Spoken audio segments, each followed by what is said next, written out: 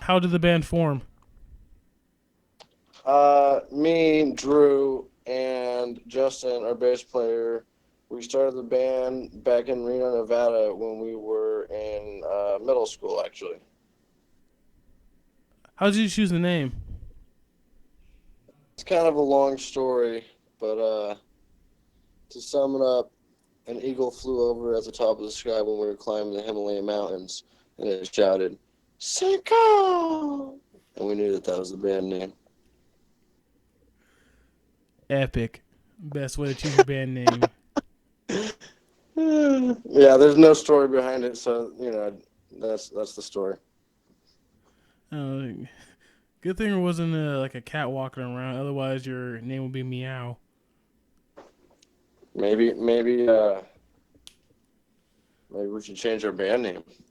To Meow? I don't know. Let's see. How do you keep expenses down while you're traveling? Or I should say touring. By not eating, sleeping on floors, and just really trying to sell merch. And crashing at people's houses, and it's hard. I mean, it's definitely hard. Let's see. What's that creature on your banner? It looks like a wolf elk triclops hybrid. Yeah, it's like a Cynical mascot basically. This our artist in Indonesia actually did that for us. He's done artwork for a lot of bands like Thigh Art is Murder and things like and bands like that and stuff. So he came up with that whole idea, and it just fits our music really well. So we love it. Cool. Have you guys tried opening a Patreon or a PayPal as a way of raising funds?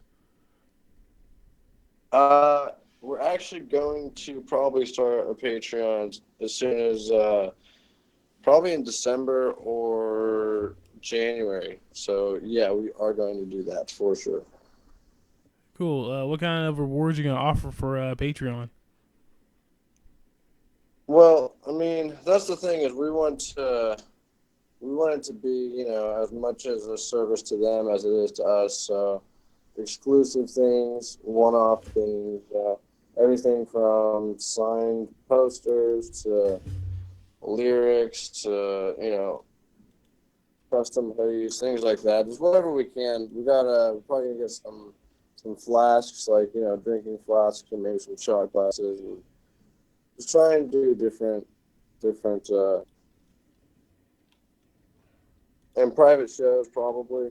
We'll do some private shows. That's what Diego said. That's what he wants to do. All right. How did you convince the entire band to move to LA? Well, basically, we it was just a better outfit for us because Reno is just, you could either be a big fish in a small pond, or you could be a small fish in a big pond and grow, and grow into a huge freaking shark or whatever. So it was just a matter of that, and also going to school. Like Justin, he wanted to go to school to MI with us, and so me and Justin went to school at Musicians Institute in Hollywood, and that's also where we met Diego, who's actually from Colombia. Cool. How'd you guys get the funds to go to MI or Musicians Institute? Student loans and just, doing whatever we could, working jobs and student loans, and freaking, blessed with a little bit of money that our families could help us with whatever they could, and it was never much, and just really wanting it. If you want something bad enough, you'll freaking find a way to do it. Have you guys paid back the student loans yet? No. All right. How do you define your music? Um, I'll let Diego answer this one. Yeah. Yeah, Diego. I feel like it's a mix between the old stuff and the new stuff, but it's just the middle ground. So we have a lot of like influences of like old school metal, but we also love like funk fusion and like jazz. So I don't know. I feel it's just like whatever our hearts want to play, because like we just can't like stay in one genre. So. Genre fluid. Yeah. Genre fluid. Um, Diego, what instrument do you play? Oh, I play drums. Uh, what made you decide to pick up the drums? I actually was a guitar player at first, and I couldn't solo. I couldn't play like any of the Iron Maiden solos, so I was just like, fuck. I guess I suck at this, and then I just tried playing drums, and that was better. So yeah, I just always wanted to be in music. I just found something that I was good at. Thank God. Andrew, what made you decide to play guitar? What's that? What made you decide to play guitar? Um, Basically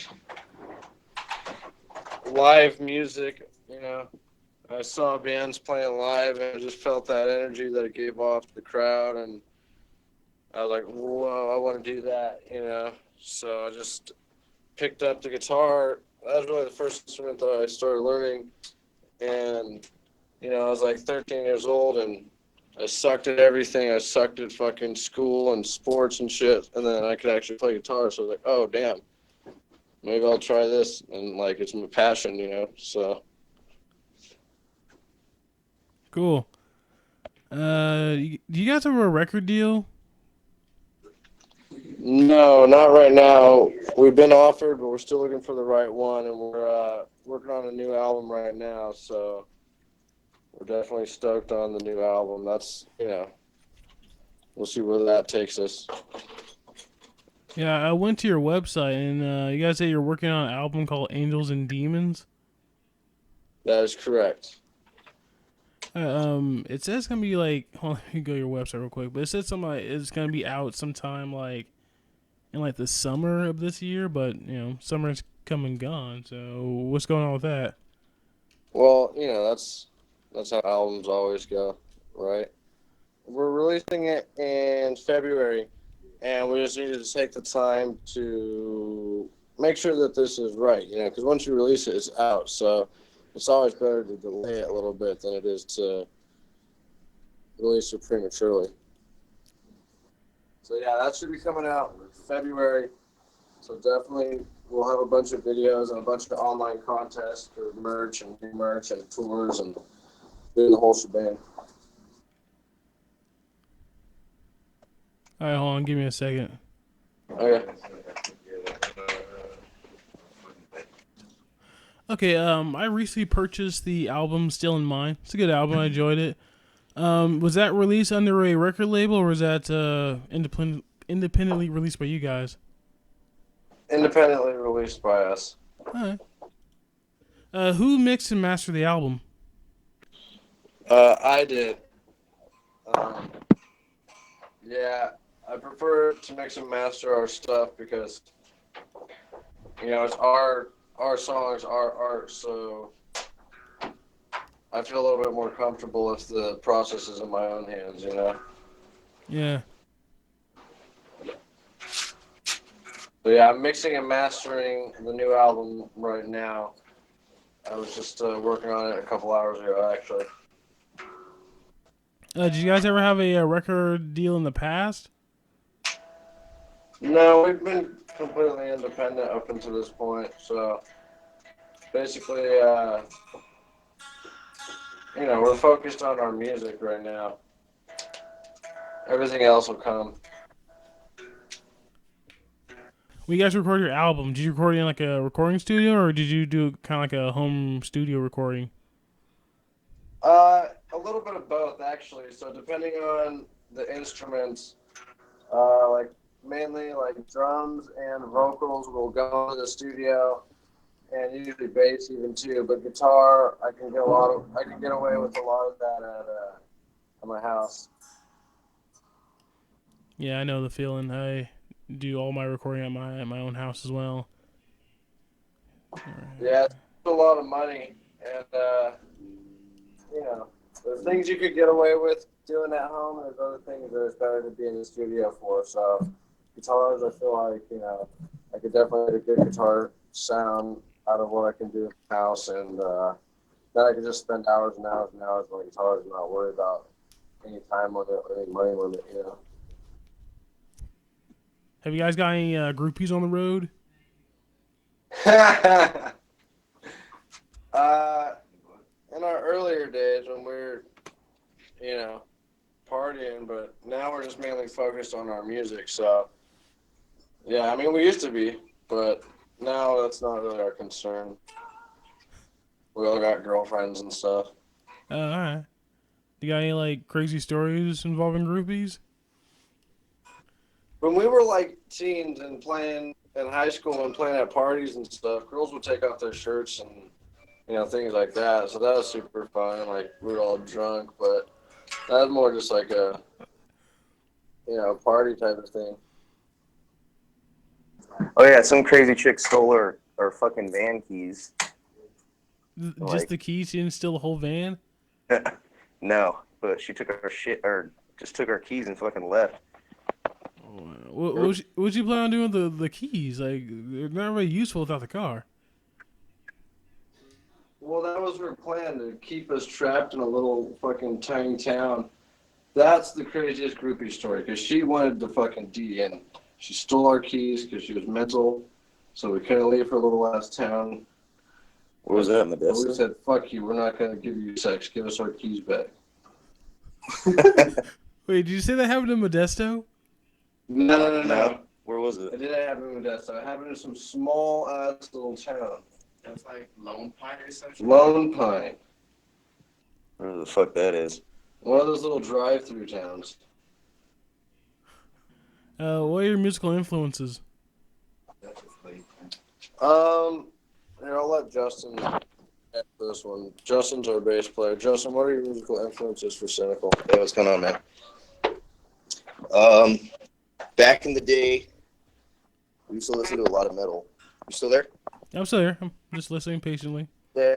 We used to listen to a lot of metal, like back in the day. That kind of got us into, I would say, the base of our musical style, the heavier sound. We used to listen to a lot of like Pantera, Metallica, and then we would grab stuff from like System of a Down, trying to incorporate different things into, and not just be a metal band, Yeah. So, and then we also love like everything, we listen to a lot of Sublime, like the Chiller stuff, Bob Marley, stuff like that. So when we write, we try and not limit ourselves to like a specific kind of thing, you know? Yeah. Alright, what was the worst experience touring? Worst experience, well, besides being in a van with a bunch of smelly guys. Yes, beside that. Well, our last van, when we were coming back from Northern California, like our transmission was going out, so we think our maximum speed was like 35 miles an hour all the way back to LA. Oh, and then literally right when we pulled up to my house, the transmission just blew out and the van fucking died. Like right in front of my house. Wow. I bet the cars driving up behind you guys really loved you guys. Oh yeah. Yeah, we got a lot of honking at us. Diego, do we have worse than that? Worst experience in on tour? What? I would chicks still like Nikes. Okay, what's your best experience while touring? I think so far was when we toured with another band, and it was like I think 10 of us in one van, and we went from Seattle all the way down to Arizona. It was like a week. It was really fun. But yeah, I think touring with another band's really fun because you kind of get to share all the responsibilities with more people, so it's not as stressful. Like usually, when it's just us, it's like two of us driving. It just kind of sucks. You can't drink. So yeah, pretty much they had like two drivers and it wasn't us, so we got to just party the whole time. Awesome. It was cool. You guys should sit with your money and get a limousine driver. We do need a driver. That'd be nice. First on the list. Now, if you pay me enough, I'll be your driver. That'd be fucking cool. Let's see. What was your besides me? What's your favorite band to share a stage with? Favorite band to share a stage with? Black Sabbath. Fucking Black Sabbath. Yeah. I don't know. We don't really have like a band that we always play with because I don't know. We play more than most of our friends that are in bands. I'm not talking about like going on tour with or constantly playing with. Just like, you show up at a town and you play in a bar and like you really enjoyed like either opening for or playing after like a specific band. Like underground bands? Say that again? It doesn't have to be underground bands. It could be anything. Any kind of band, any kind of musician. I think it's always different. That's what makes it interesting is because, we'll go on tour and there'll be, if we do 10 days and then there's going to be 4 other bands on each bill. So that's 40 bands that we get to freaking play with. So there's not really one band that I'd say. We really just enjoy the experience. It's a lot of it's too about camaraderie and how the bands interact before the show and after the show. And sometimes you're in the mood to socialize with people, sometimes you're not. It's just how it goes. Yeah, I know the feeling. So. Do you got any tips for new people who either just recently started a band or are trying to start a band? Yeah. Have some fucking patience. Have some faith, have some patience. Have lots of faith and never give up. Keep trying out different people, and just because someone doesn't work out, don't get discouraged. Keep trying until the right fit happens, and eventually you'll get people who just want to play and are like-minded. And you got to be, if you're going to start a band, you got to have some kind of direction too, because you can't just start a band and everyone just kind of, if there's no direction, then that's as far as it'll go. So as long as there's some initial direction, and I think if you keep that momentum, and also, I don't know, it's hard. It's hard to find band members. That's one of the biggest, challenges. In that was the best thing.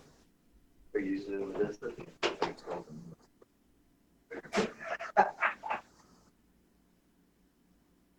Okay, here's a random question. How you feel about the Second Amendment? The Second Amendment is the right to bear arms, correct? Correct. So I'm not a lawyer, but I just know, my First Amendment, my Second Amendment, my Fifth Amendment.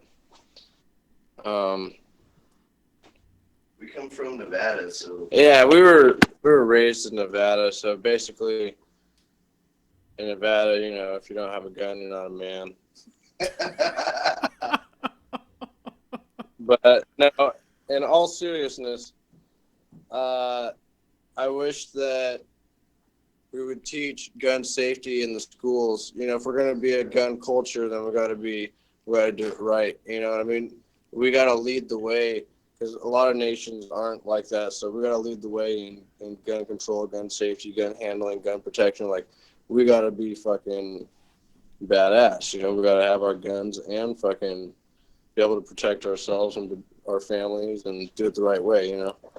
If you can go on tour through Europe with any band, what band would it be?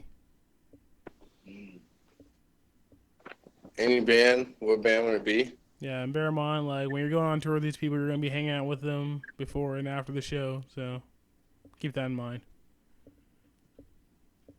I mean, it like definitely to go on tour with like any of the big four would be super awesome and ideal, obviously, because For the record, you're referring to the Big Four thrash? yeah, Metallica, Megadeth, Anthrax, Slayer, like all those bands are pretty, they got super good followings, and I think that they're still relevant and that their fans would like us too.